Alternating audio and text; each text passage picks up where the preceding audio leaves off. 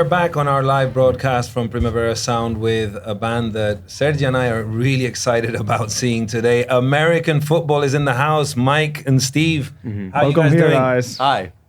I don't know why you're excited. Go on. You see, Primavera Sound is many things, but Midwestern indie rock, which can be called emo, post-hardcore, post-rocky and stuff. It's one of the founding kind of columns of the editorial philosophy of Primavera Sound. And you guys are sacred cows, basically, in Primavera Sound for a special core of Primavera Sound. He might be a sacred How cow. dare you? Yeah. That's his wife. That's what I his ate wife too calls much. him. SC. I mean, yeah. That's this is Come on now. Let's move on. Yeah. Sacred cow. Come on. But were you guys aware of what this festival means to many bands that belong to the circuit that you kind of defined? I know what it means to us to be here. Like it's it's sort of like we did it once before, and we kind of now it's at the bar of we want to do that again. That sounds fun, So. Yeah. Yeah, as we talked before, last time you came here, not Barcelona, but Primavera Sound, was the first date of your reunion tour in Europe. Oh sure, yeah. I mean, First time in Europe, and it was like our third festival ever, like second proper big festival. So we barely knew what we were doing first time we came here. Why did you take so long to start playing festivals, considering that your debut album from 1999 became such an important record for so many bands? Well, we planned it that way. We weren't a band. So yeah, we made this record to document like this college art project we had, and then we broke up immediately upon completing it. And then just slowly over the next 15 years, we found out, people actually care about this record. And then the label did like a deluxe reissue, and we decided, okay, we'll play these 2 one-off shows to celebrate that. And then now 10 years later, we're still doing it. So I guess first we were surprised that anybody cared, about the album or the band. And then we were surprised that we liked hanging out as adults. Yeah. Maybe it wasn't obvious 15 years earlier. And so we're kind of like, well, how do we keep doing this? Okay, we got to write new music. So now, we're trying to make like a real thing. As much as like a bunch of adults with kids and families, and we absolutely like understand life without it in a cool way. Like I think it's like what makes it so fun is we kind of appreciate doing all the fun stuff, and then we get to go home to real life. Yeah. I mean, it is one of Johan's favorite topics, no? Daddy issues, as he calls them. Daddy issues. Yeah. Oh, daddy I've issues, got yeah. kids now, so I like not the daddy issues like we understand. I call daddy issues any kind of like hindrance of the typical dad moaning stuff. Not I think I've made up an expression or having kids. Everything you want to do is less fun with kids.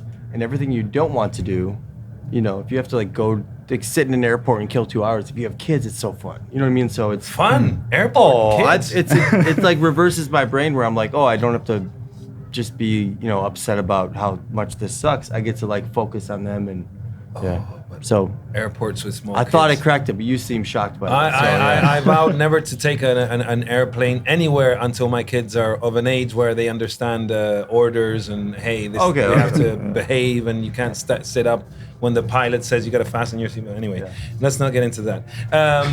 But let's get into the emo thing. Sergi, you're aching for it. Come on, you're itching. This is so much fun. I mean, the tweet. This tweet is like 5 years ago.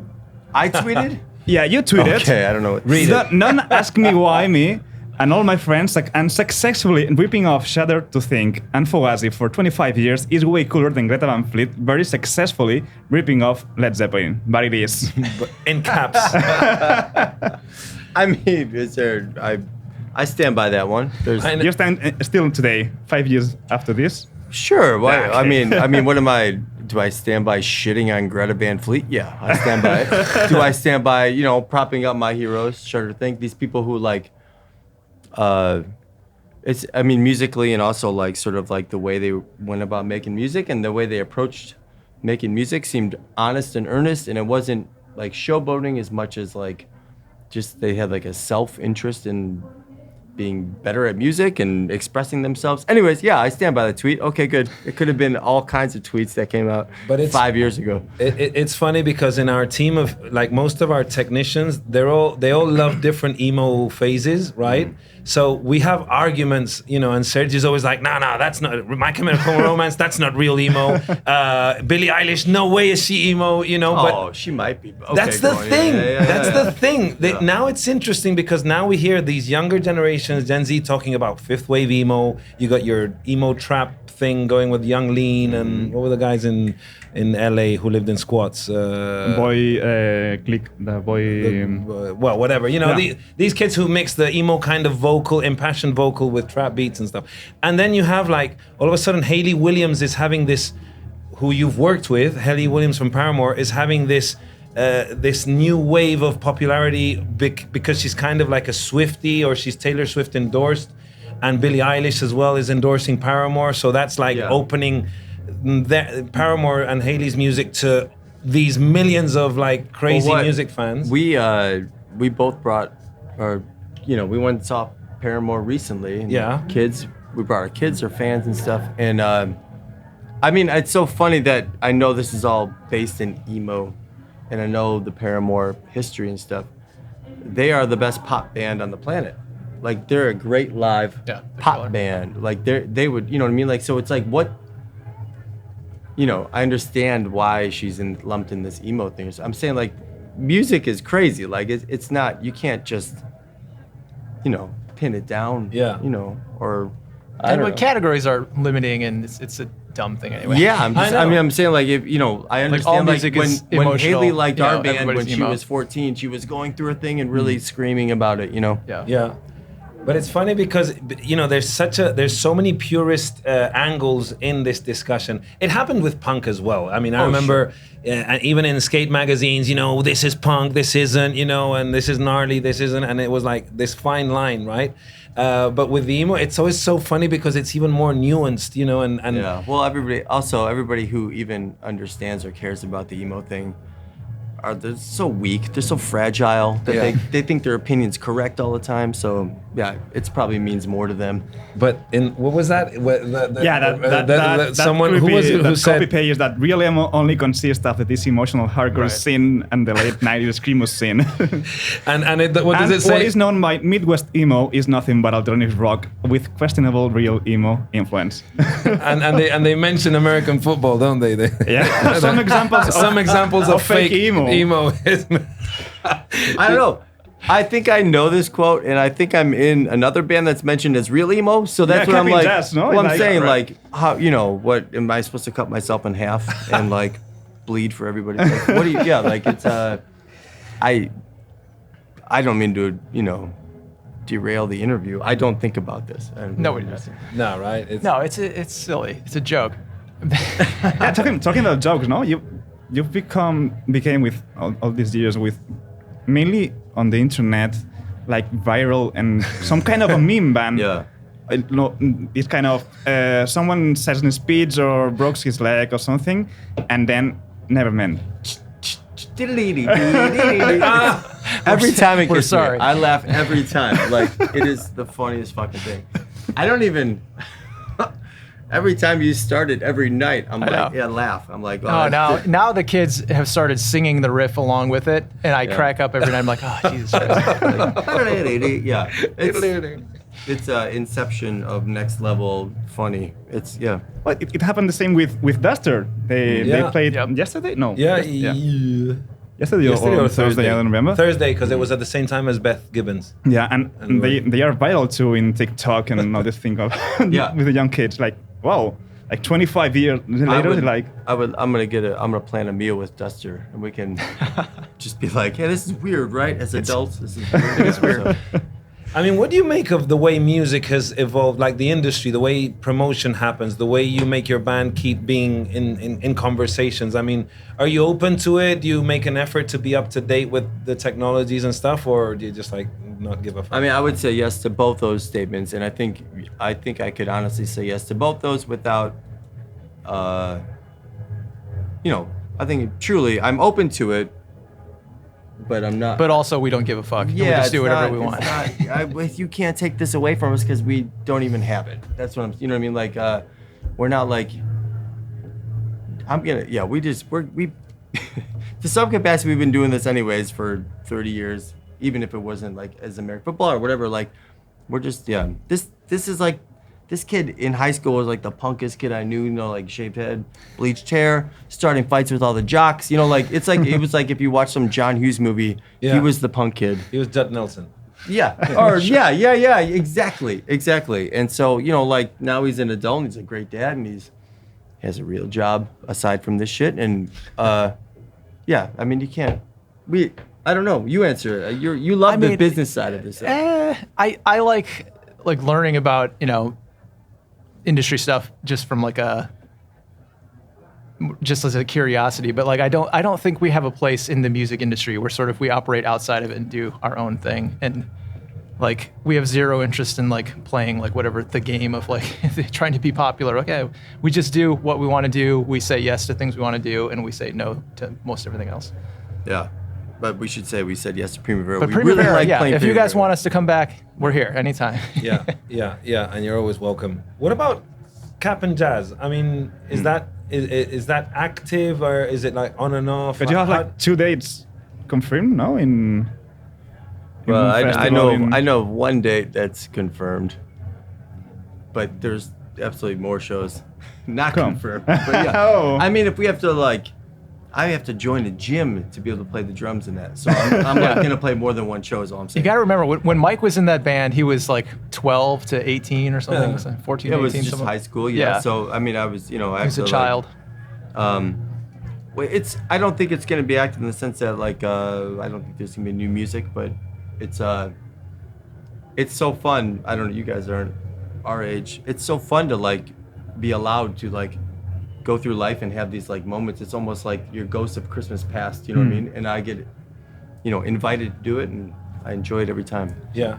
Let's go back to your debut album, that American Football, that you're celebrating, self-titled, and with that cover, that house on the cover. The house. I mean, 2 years ago, you guys and part of Polydor bought that house. Mm-hmm.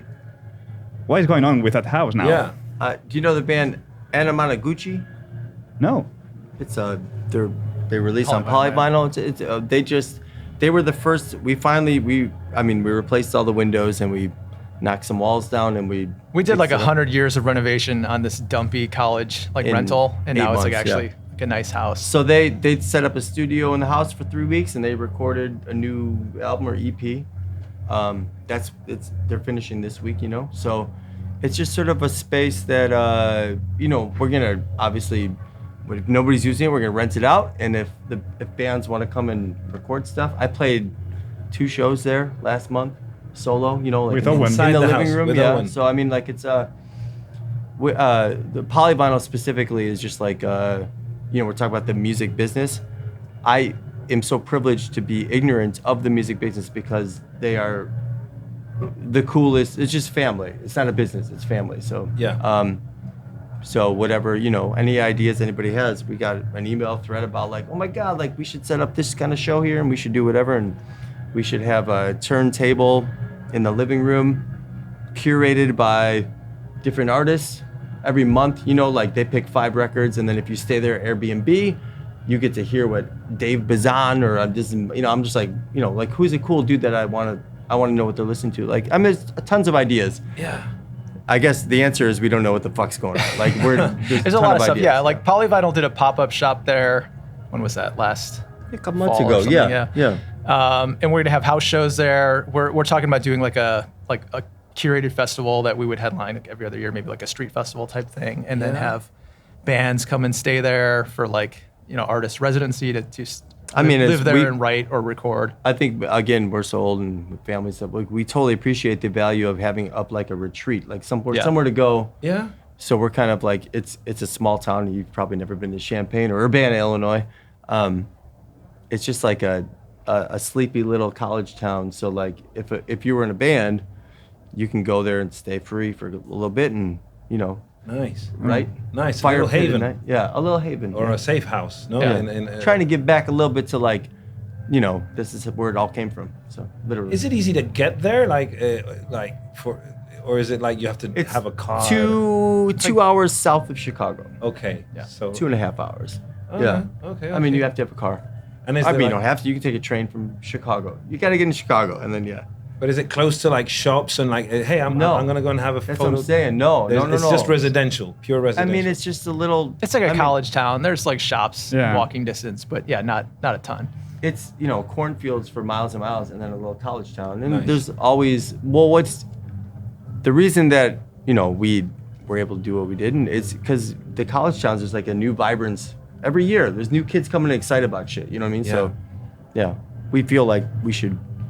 There's some sort of like community Yeah. that exists perpetually. Yeah. Yeah. Speaking of Chicago, I mean, it's very well represented this year at the festival. I mean, obviously we've got the Steve Albini stage. Yeah. May Oh he my rest in peace. You know, Yeah. he's been such an important part of the history of this festival. And obviously, Electrical Audio is in Chicago. It's such an iconic recording studio. You guys, what was the Rap Boys? Rap Boys played the other yeah. night. The ones who just played now. Well, I don't know. There's like a whole bunch of incredible Chicago bands that are, you know, keeping things alive. What's it like back home? Do you feel that it's still an important musical city with all the history? You know, Kill Rock Stars, Tortoise, all that stuff. Is that still? Not Kill Rockstars. Tortoise, yes, Tortoise. Tortoise. Kill Rockstars, I think, is Seattle or Oh, sorry. Portland or something. I always thought, yeah. Yeah. But yes, I mean, I joke like it's sort of like a chip on my shoulder. Like Chicago is, you know, New York is like maybe cool. You know, it takes effort to be cool. So New York's cool. It takes effort. LA is, I think, not that cool, but it takes effort. You know what I mean? Like people are trying and they're just failing maybe in LA. Chicago, like you're putting the effort into carrying your amp in the fucking winter up metal stairs to load in to practice, or you know what I mean? Like it's a blue collar music city. So Nice. I think that's sort of my values, and that's I don't Yeah. know. I think it translates. Like people in Chicago play music because they love music, yeah, not because there's they're not trying like to get famous. Yeah, you're not. You know, there's no cameras on you. So. Yeah. That's Now cool. there are, but I don't know. We're not in Chicago. So guys, thank you very much Yeah, for thank you, man. coming here. Cheers. Yeah. It's been great. It's been a real pleasure. American football today at Cooper State at 11, I think. A ver, Yeah, I keep I think so. That's right. There on Oh, the right there. amphitheater, yeah. the amphitheater, one of the most iconic stages. I mean, seriously. Yeah, 11 o'clock. Perfect hour. Damn! You're at the same hour as Bikini Kill. I know. I know. We're all bummed. I That's a know. tough Yeah. And we're missing Mitski. And we're too, missing so- Mitski. That's And which is a bummer. Mitski, yeah. Who do I yell at? Oh, You guys, I yeah. yell at you guys. You got to talk to booking team. I know, but poor booking. But some, yeah. It's tough. I know. I know. And I assure you, the anger is our little frustration is nothing compared to ticket buyers. who are Oh like, yeah. Fucking no, Bikini Kill and American football at the same Yeah. time. But it is what it is. Sometimes, ladies and gentlemen, you have to make a choice. The good news is your stages aren't far apart from each other. So if you're one of those, you can dabble in both. Yeah. We're playing Never Meant Last, so No, they'll give it away. come to the riff. Okay. Thanks, guys. Thank you so much, you. Steve and Mike.